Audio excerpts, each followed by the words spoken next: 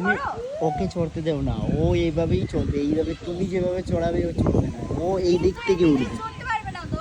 উঠতে দাও না, দেখি না কি করছে, উঠতে দাও, ওকে ছেড়ে দাও, ও কি করছে দেখে।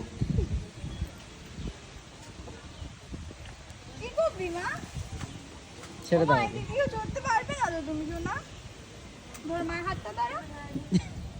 তুমি পিছনে দাঁড়িয়ে থাকো, কিছু হবে না তাহলে।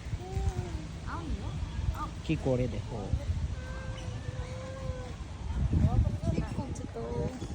কি করবে পাপা, কি করবে তুমি?